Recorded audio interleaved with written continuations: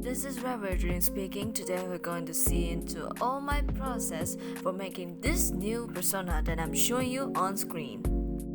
I've not been too consistent with the personas, I'm gonna stop doing that because no one's gonna remember you if you keep changing your logo every few months, bro. But now that will change.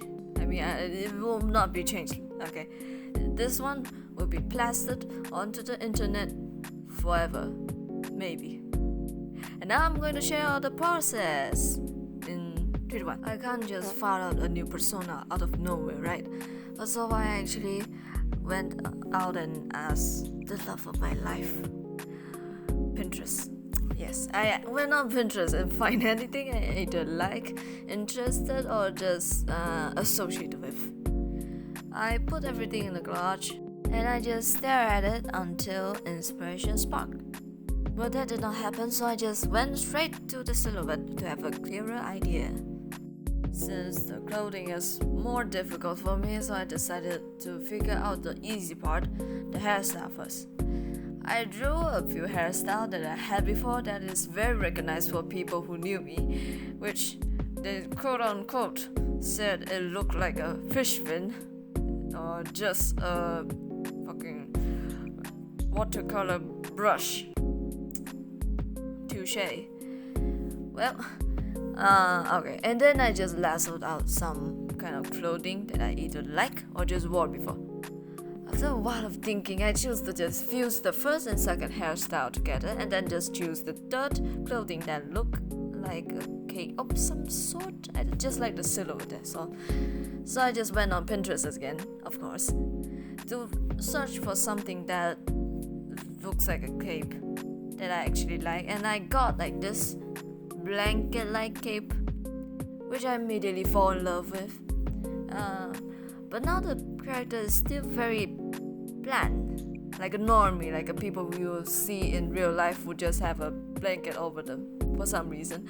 I thought of adding some kind of unnatural silhouette. Is how I will word it. I'm just thinking of either adding wings, horns, anything. I thought of adding the horns because the last persona has it, but it doesn't really fit for some reason until I remember some character has wings on the side of the head, like this picture I'm showing on screen right now. If I remember, yeah, this is the thing I'm talking about. Yeah, which is in some degree looks like a horn, which is wow, perfect. That's one. That's it. That's my girl. And I just went to the concept and color palette. Since I got a clearer picture of what the persona might look like right now, I just winged it. But I still look up some other choices. I choose like this 1980s like radio host suit with an old TV as a head or something. That didn't work out. I had the TV just because of Vox. I thought it would look good.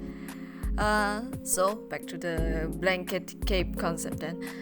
Thereafter was deciding the color palette of this character. I figured that I like blue and yellow, and decided to just try those instead, but I just the possibility of me thinking is shit. I decided to just have a few more options to actually compare it with. The first color palette follows a more retro theme, featuring a balanced mix of 3 warm colors and 3 cold colors. I just figured this retro theme color palette was supposed to be for like that radio host idea, but bro, that didn't actually work out. So yeah, it surprisingly looked cohesive than I thought it would look. Well, onto the second color palette, which feels more beachy with the cold grays and the warm blues and the soft pures. Yeah, it's actually called soft pures. I was like, soft pure, what is it? Never mind. Well, it proves to not really fit the character at the end. it's not bad. It just feels like it's missing something, and it feels like more normie than I actually like. It's just like a villager. That's what it feels like to me. It feels more forgettable, and it's at this point I figure out that coloring the patterns on the cape one by one is too time consuming and ridiculous, so I'm gonna scratch that. It's going to be one color, the whole thing, except for the ribbons, of course. The third color palette was chosen because I had seen a few illustrations that had a similar color palette, which I absolutely loved the look. If I manage to find any of those references, I'll sure to be put up on the screen for context. After experimenting it myself, I do like the end result. However, I just still not entirely certain if this is the one I'm aiming for. After comparing the three choices and asking a few people's suggestions, the first one was actually chosen in the end. But I realized I like the third one too. While I'm thinking later, I figured out I can just make a coloring rule for this character. Like, the character would usually be colored like the first picture, but if the environment doesn't fit this color palette, example, if this environment only has blue, red and white, I'm going to use like the one you see in the third one. It will look like that. I will actually alter it a bit to fit the environment. I still think this idea is feasible because of how recognizable her hairstyle would be.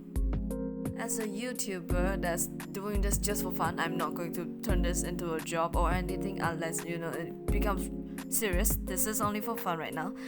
I still need an intro, right? For some feel of being an actual YouTuber. But like, making those animations would be too big of a workload for me since exam is near, like 2 weeks after.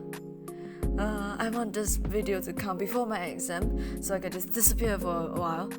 And while brainstorming an intro, and suddenly an idea just popped into my head. There's a tiny disclaimer that I have a huge inspiration from Edna. This Edna, the animation meme that I have seen a few times. Yeah, this Edna. The world lore is like inspired by this character a bit. So yeah, this disclaimer. To topic. So for the lore, RD can enter others' worlds by simply walking towards them. Yeah, it will phase into them and went into their world, which is called reveries. And how does this start? Like, why is she poking into others people's world? And it all started when she sleepwalked into the void, which is a place known as the dusk. Her own world was lost, of course, so she wandered through others people's reveries, hoping to find a place she once called home. Eventually, she discovered that her world haven't been vanished. It just have been claimed and reshaped by her own creation, which is going to be actually my comic that is also going to be out in 5 years. I haven't started. I only make like the characters and stuff. Okay, just RD staring at what it had become, realizes no longer truly hers. She left it, not really feeling sad or anything, just like emptiness because she really doesn't know what to do after this. Like, she doesn't miss the place. She don't even remember anything about the place actually. She just went on a new journey to find her own place. Weeks passed, homeless and adrift. RD kept searching for a place she could belong. One day she stumbled upon an abandoned Tamagotchi. Inside of it, which lives a starving flapjack outer bush. She fed it, and as she did, she found herself drawn to this little creature's warmth and comfort. Wanting to stay, she asked if she can live with it, and it happily agreed. which is why we are here. Basically, from this day forward, I'm going to live with this bubbly thing and going to make some videos every now and then. And that is the end of this video. This is still Reverie speaking. See you guys soon.